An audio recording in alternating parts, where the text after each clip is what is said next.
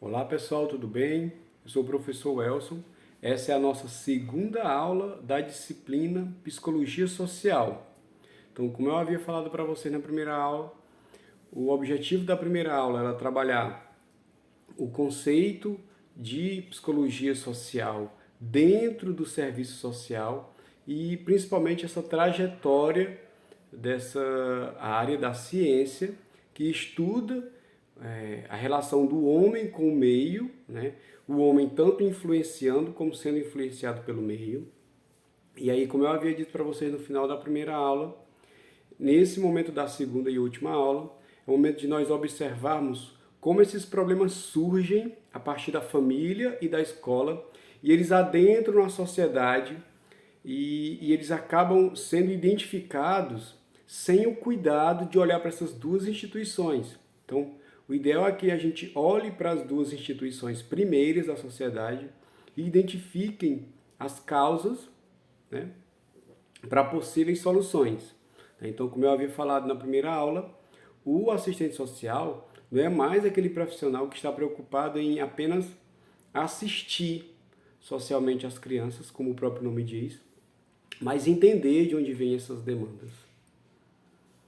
Então, o que é a família, basicamente, conceitualmente falando, é o grupo necessário para garantir a sobrevivência do indivíduo e por isto mesmo tende a ser vista como natural e universal na sua função de reprodução dos homens.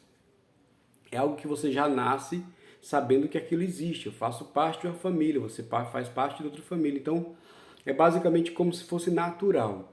A instituição familiar é, em qualquer sociedade moderna, regida por leis, normas e costumes que definem direitos e deveres dos seus membros e, portanto, os papéis de marido e mulher, de pai, mãe e filhos deverão reproduzir as relações de poder da sociedade em que vivem.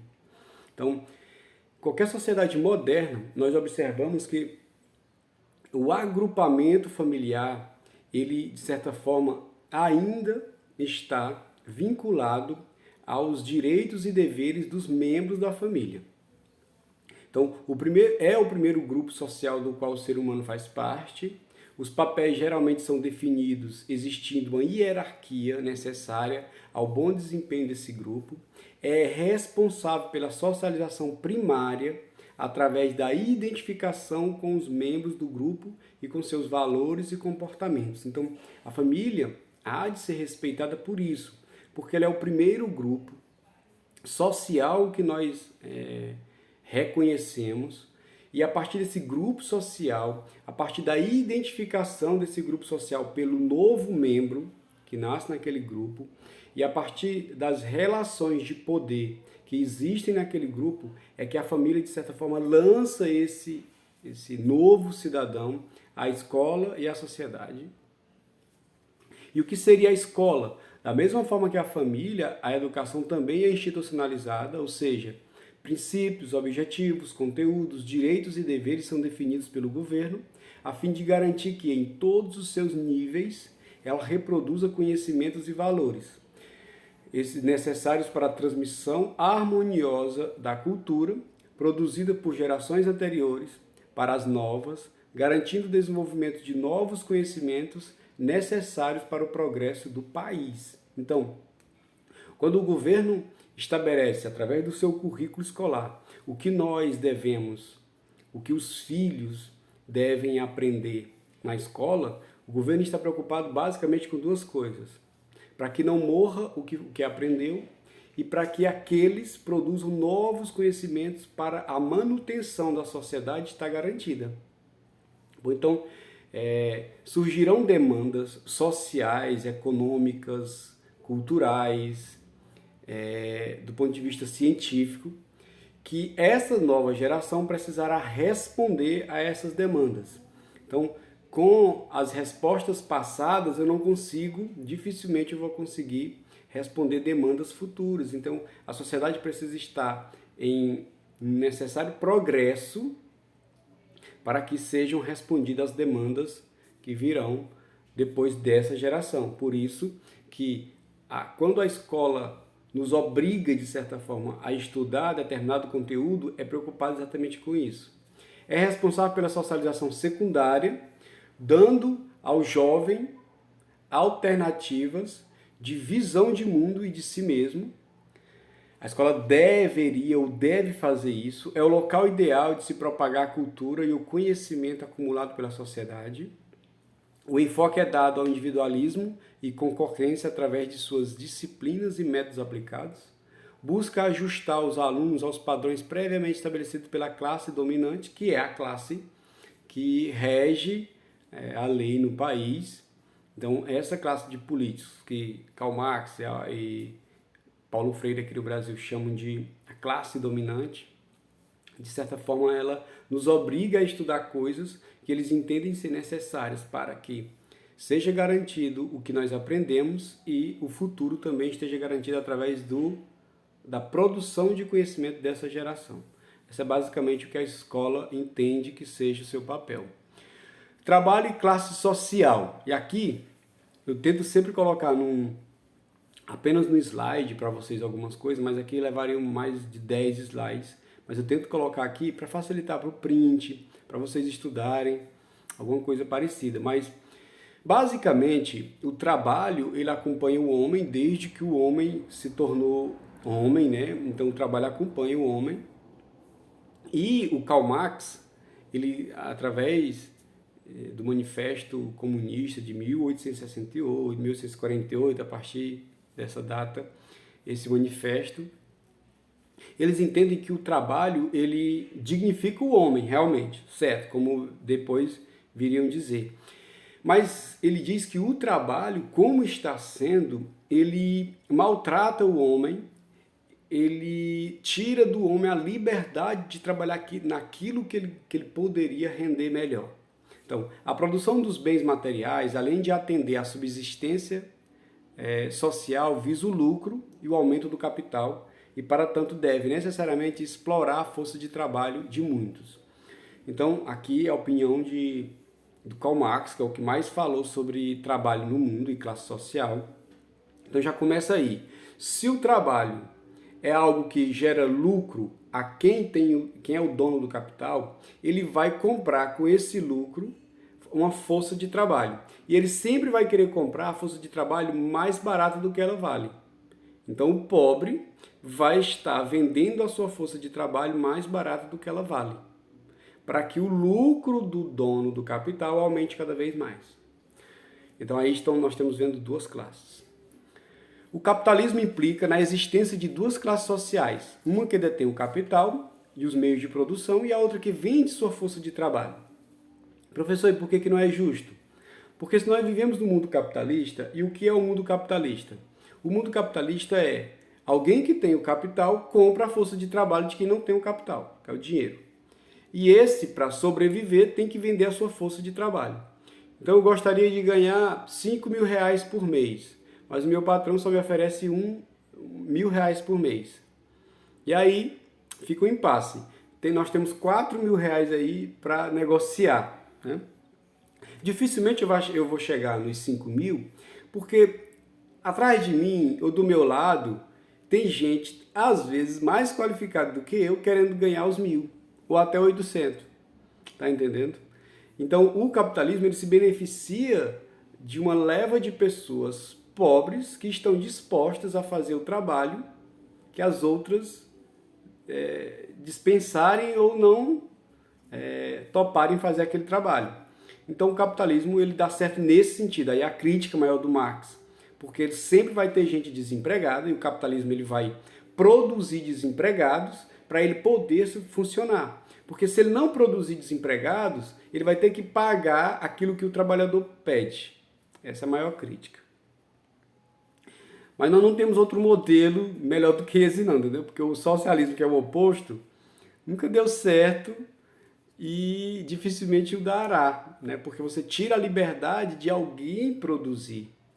Então, o capitalismo implica, então, na existência de duas classes. Através do trabalho produtivo da sociedade, se constituem classes sociais antagônicas, uma do lado, uma contra a outra, que, por sua vez, determinam as relações sociais entre os indivíduos. Claro, nós temos relações sociais produzidas no trabalho, a partir do trabalho. É através do trabalho que que nos modificamos continuamente, ou seja, nos produzimos, nos realizamos. A principal característica do trabalho nas sociedades atuais é que ele se realiza utilizando instrumentos, o que torna a atividade necessariamente social, pois o uso de instrumentos, como já vimos, pressupõe cooperação e comunicação entre os humanos. Então, a própria linguagem que a gente viu na aula passada, ela é um instrumento, né?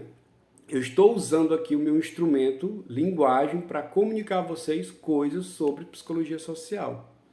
O trabalho social, assim como na atividade do indivíduo, é a própria vida humana que se constrói continuamente. A qualidade dessa construção dependerá sempre da comunicação e cooperação entre os homens. Então, depende muito da sociedade na qual eu vivo. O capitalismo, por exemplo, que não dá certo em vários países, dá certo em outros países. Nós temos países da Europa que vivem o capitalismo, mas que criaram formas de viver esse capitalismo como a social-democracia e algo parecido, que é você cobrar impostos altos e distribuir esses impostos através de serviços essenciais à população. O Brasil cobra impostos absurdos e repassa através de serviços para a população muito aquém do que aquilo que a população precisa. Então nós temos que ter o quê? Eu pago imposto para que eu tenha uma saúde de qualidade, mas eu preciso ter um plano de saúde para eu ter uma saúde de qualidade. Eu pago imposto para eu ter uma educação de qualidade para os meus filhos, mas eu preciso pagar uma escola particular se eu quiser ter uma educação de qualidade. Então, é como se o Estado não me devolvesse aquilo que é justo pelo que eu pago de imposto. Em alguns países que isso acontece, que é algo mais justo, as pessoas percebem que o capitalismo funciona. Por quê? O regime é capitalista e eu consigo repassar. Nós temos um problema no Brasil da corrupção, de agentes públicos, de sempre ter alguém, os atravessadores, de sempre ter gente ganhando no meio disso. Olha, imagina só, entre você pagar o imposto e receber em serviço, tem um mundo de pessoas no meio disso. São os atravessadores. Então, essas pessoas aqui, se elas são corruptas, cada uma delas quer ganhar algo. Então, quando chegar para nós o serviço, chega de péssima qualidade, né? Desde o diretor do hospital, que faz uma licitação fraudulenta, olha, está na ponta já, o dinheiro já chegou, muita gente já meteu a mão nesse dinheiro. Aí o dinheiro chega na ponta, ele diz, ó, se muita gente meteu, eu também vou pegar o meu. Aí ele faz uma licitação para luvas, e luvas cirúrgicas custam aí uma caixa R$100. E ele faz uma licitação que a caixa custou R$1.000. Ele tira o dele, ele tira de quem indicou, ele tira do dono da empresa, tira de todo mundo, né? Então, nós vemos isso acontecer diariamente no Brasil, né? Então, e ainda tem, além da corrupção, nós ainda temos altos salários sendo pagos a políticos, por exemplo, no Brasil inteiro, que é a classe que mais recebe no mundo.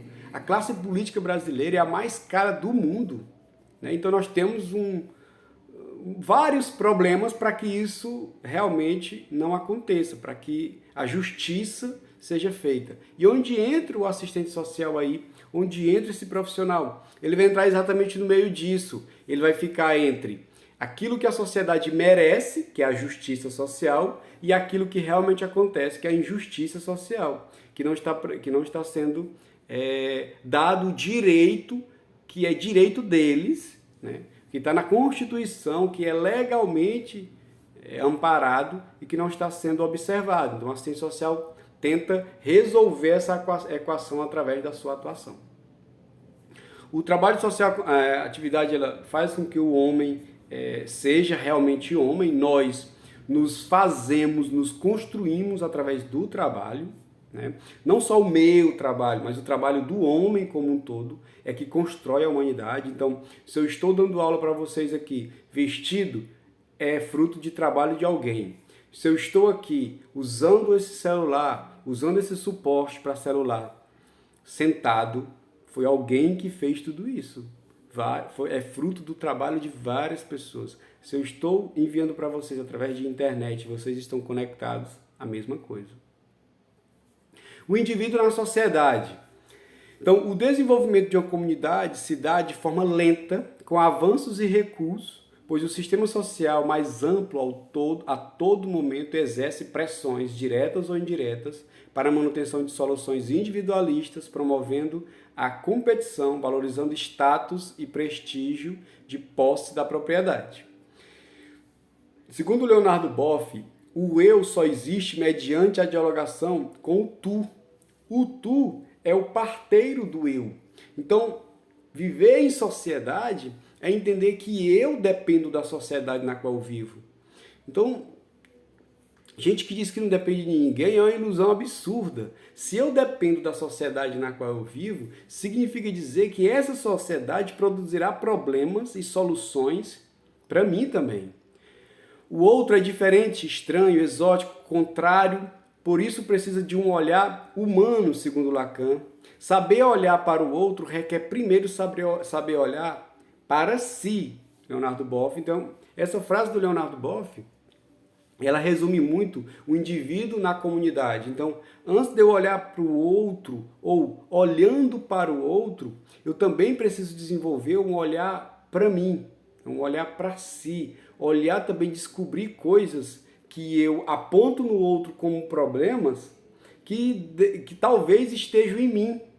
E eu não as vejo porque eu não olho para mim, eu apenas olho para o outro. Então, inserir-se na sociedade é basicamente querer saber o que aquela sociedade pensa, se aquilo tem a ver com o que eu penso, ou se o que eu penso interfere positivo ou negativamente nessa sociedade. Tem um vídeo aqui que eu não vou passar todo para vocês, é um vídeo de uma reportagem do Cabrini, quando ele estava na Record, não sei se ele ainda está, na Record. É um vídeo brilhante, se não me engano são 14 minutos, 20 minutos, depois vocês assistem, eu vou colocar só um pouquinho, eu nominei de menor infrator. Pequenos infratores. E um grande castigo.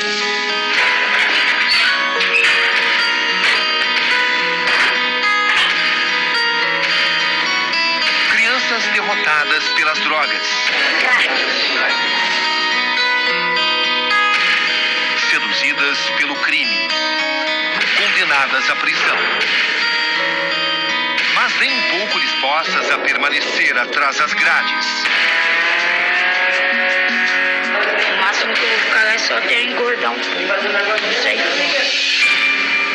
Meninos e meninas que arriscam perder mais que a liberdade. Arriscam perder a infância. Agora, melhor.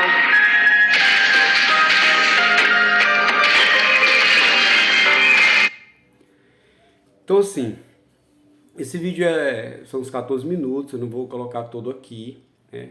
Só para vocês terem uma noção do que eu estou tentando trabalhar.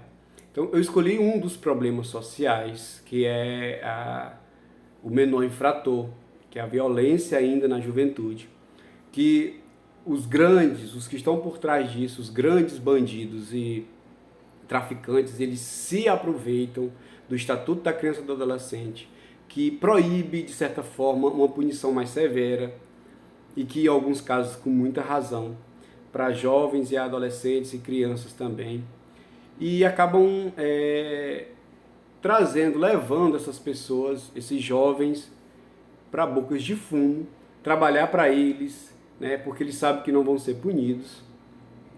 Isso é terrível, recrutando jovens para viver do crime, e eles perdem a infância, como o próprio repórter diz aí, eles perdem tudo, e eles perdem principalmente uma parte da vida que é essencial para a formação de caráter, né? Então, olhando para esse problema social, vamos fazer aqui algumas perguntas, né? A violência urbana dos jovens e a formação do homem atual. Mas de quem é a culpa? Será que tem culpa? Vamos fazer algumas perguntas para que vocês reflitam, até para que isso faça com que vocês, ao encontrarem problemas assim, Não cheguem com soluções fáceis, porque não são fáceis as soluções para esses problemas difíceis. Nós precisamos olhar todos os pontos. Então eu coloquei, por exemplo, qual a culpa dessa instituição, da família, diante da violência juvenil? A família tem culpa? Ou a família é vítima de um sistema mais agressivo ainda? Então, qual o papel do Estado junto à família na resolução desse problema? Será que só colocar leis basta? Será que nós não temos que ter políticas públicas para a família? Qual seria o papel do professor junto à família diante desse problema? Qual seria o papel da escola ou do papel do professor realmente diante de um problema desses? O que essa instituição escola deveria fazer para prevenir a violência juvenil? Então, se a escola poderia, junto, claro, com todos os seus agentes, o assistente social também poderia entrar nessa, buscar meios de resolver ou de amenizar esses problemas de violência juvenil, quais e como os agentes públicos e sociais que poderiam contribuir com essa instituição nessa tarefa. Então, a escola, por que eu falo a escola? A escola é o lugar por onde eles todos passam. Então, no Brasil, nós temos uma taxa de mais de 95% de matrícula. Então, mais de 95% de jovens entram na escola, eles estão lá em algum momento e eles saem, abandonam para ir para outros lugares e para o crime também. E quais os agentes que poderiam trabalhar para amenizar esse problema? Qual seria a postura do professor dentro da escola diante dessa problemática? Então, o assistente social, já que o professor é aquele agente da escola que está mais diretamente ligado ao aluno, o assistente social poderia fazer um trabalho junto à escola, mas focando principalmente esse sujeito, o professor, para que com ele poderia ser feito algum trabalho, dentro de todo esse ambiente escolar. O Estado e as condições que favorecem a formação do jovem infrator. O que é feito e o que deveria ser feito, E quando eu digo o que é feito e o que deveria ser feito está na lei, não é criado da minha cabeça. Mas o que é feito? O Estado, o que ele faz? A falta de organização das cidades. Então, as cidades, elas não são organizadas, não são previamente organizadas para atender as pessoas. Nós temos vários problemas urbanos que favorecem, por exemplo, essa dispersão. O que é feito com as cidades e o que o Estado deveria fazer? O Estado precisa criar espaços públicos e incentivar a ocupação da comunidade. Então, uma praça que não seja escura, uma quadra de esportes que não seja escura. Por que eu digo que não seja escura? De nada adianta tu fazer uma quadra de esportes linda, maravilhosa e, de certa forma, ganhar um capital político em cima daquilo, na inauguração, fogos, etc. Se uma semana depois está lá abandonada, escura, servindo para que os próprios bandidos a utilizem para fumar, para sexo, alguma coisa do tipo, coisas absurdas que não deveriam estar acontecendo ali, O que é feito? A falta de uma escola que desenvolva um ser ético e tolerante. O que é feito? O que deveria ser feito nesse sentido? A escola de tempo integral de qualidade contribuiria com a formação do cidadão. A escola de tempo integral tiraria aquele aluno mais tempo da internet escola e da internet televisão e mais da rua e o levaria para a escola e ainda estaria mais tempo apto a aprender. A impunidade generalizada, o que é feito? A impunidade generalizada incentiva os infratores a continuarem no crime e os presídios como escola do crime, o que deveria fazer. Leis inteligentes e adequadas ao atual momento ajudariam. E sistemas que tratem e recuperem esses menores.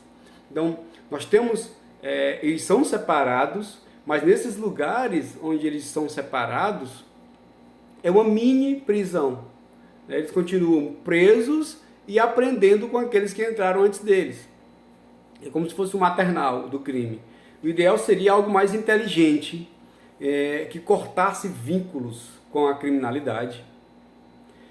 Então, para encerrar a nossa disciplina, eu trouxe de novo o slide que eu mostrei na primeira aula e gostaria de trabalhar com vocês esse final da costura entre a psicologia social e o serviço social e o assistente social, que é exatamente isso. A psicologia analisa o convívio social e o assistente social, ele trabalha no resultado desse convívio social, nos problemas que advêm desse convívio social. Então, com esse instrumento da psicologia social, o assistente social vai poder ver onde nascem esses conflitos, que a partir deles nascem os grandes problemas sociais que chegam até esse profissional.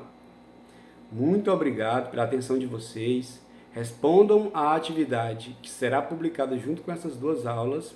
Olhem o material que será também enviado a vocês, que esse material ajudará vocês a entender melhor a disciplina e a responder também a avaliação. Muito obrigado e até a próxima, se Deus quiser.